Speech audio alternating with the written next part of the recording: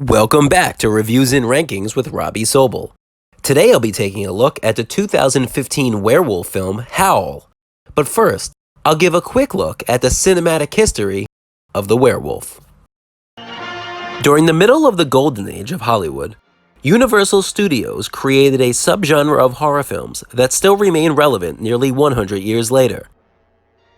With the creation of iconic cinematic characters like Dracula, Frankenstein, the creature from the Black Lagoon, and the Invisible Man, the horror genre experienced its first mainstream boom period. While these films were rolling out and taking shape, another film icon was quickly introduced in the form of the werewolf. In 1935, Universal Studios released Werewolf of London, starring Henry Hull as a wealthy botanist named Wilfred Glendon, who is bitten by a werewolf and slowly begins to transform. The film's makeup effects were supervised by Jack Pierce, which, while minimal and tame by today's standards, were impressive at the time. While Werewolf in London was a mild success, it wasn't until the release of The Wolfman 6 years later that the werewolf would go on to make its mark. Oh, I'm sick of the whole thing. I'm gonna get out of here. Whoever is bitten by a werewolf and lives becomes a werewolf himself. The Wolfman was released in 1941 and was directed by George Wagner, while starring Lon Chaney Jr. as Larry Talbot, who eventually becomes the title character of the Wolfman.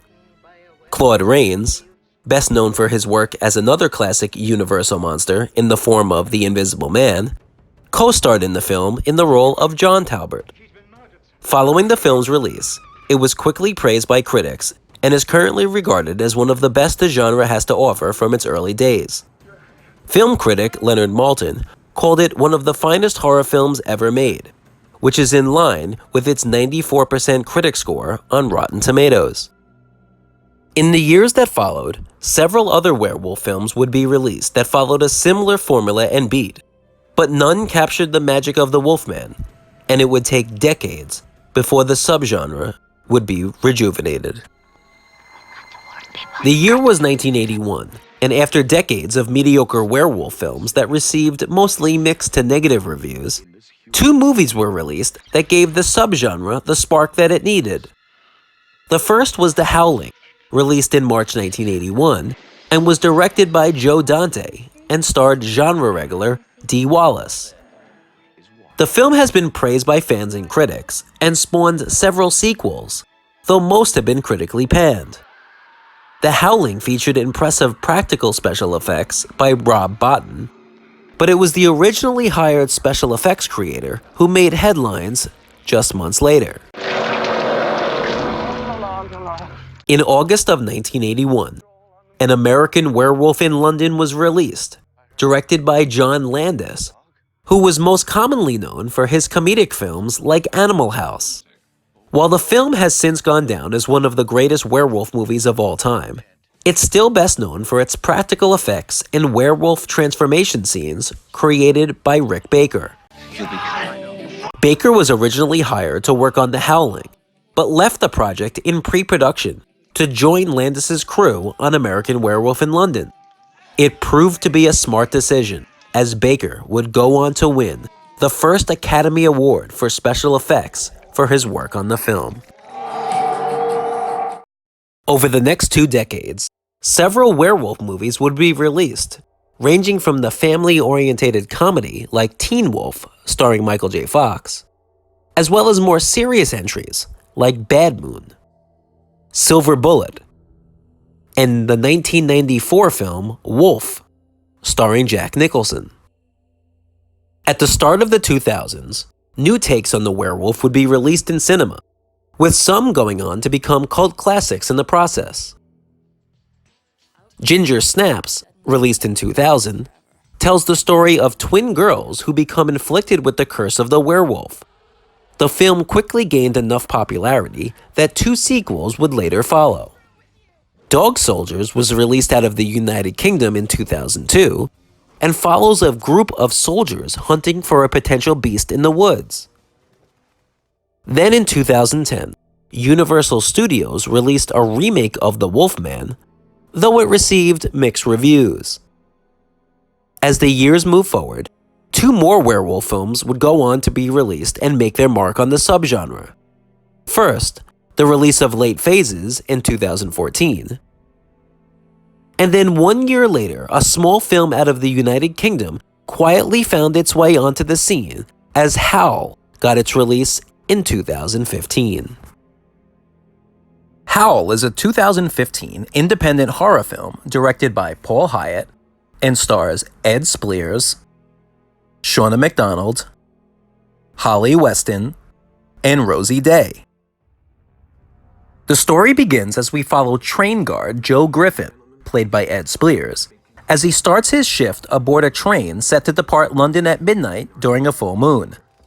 As Joe begins to take tickets from those on board, he is informed that he has missed out on a promotion and is quickly consoled by his love interest in the form of Ellen, played by Weston.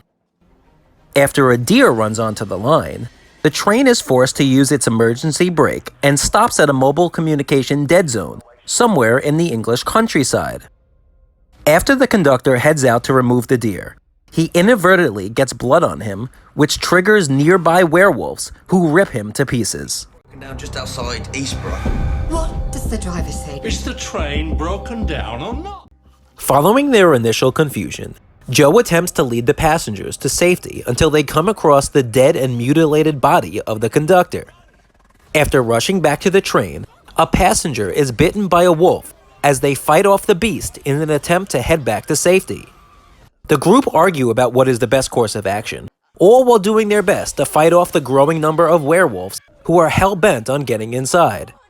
The story leads to a satisfying conclusion in the third act that is rarely found in recent films of the subgenre. Director Paul Hyett's work on Howl doesn't come as a surprise or a coincidence, as he previously worked on several movies as a special effects creator, including the 2002 werewolf film Dog Soldiers. Howl's story is a basic one, taking place in the outskirts of London during a late-night full moon, which creates a claustrophobic atmosphere that increases the tension during the film's 90-minute runtime. Hyett's use of quick cuts during the action sequences hides some of the low-budget CGI, which is offset by stellar practical effects mostly used on the werewolves themselves. The acting is also a pleasant surprise, especially coming from a low-budget genre film that usually results in throwaway performances.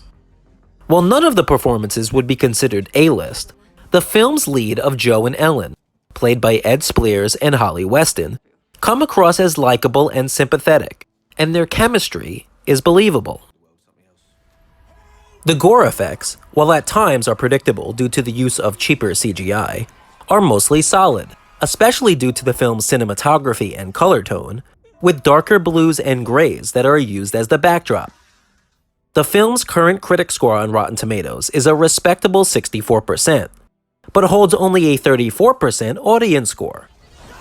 With the lack of werewolf films being released in comparison to other genres of horror, Howl is one that is worth a second look, with its above-average direction, impressive cinematography, and special effects and characters that help the film deliver a fun ride as it howls its way to a 3.5 out of 5-star rating. I hope you enjoyed my review for Howl, but what are your thoughts? Leave them down in the comments below, and if you could, hit the like button and subscribe. If you're on Instagram, you can follow me at Robby_upgrade. So let's keep watching movies, and thanks for checking out the channel.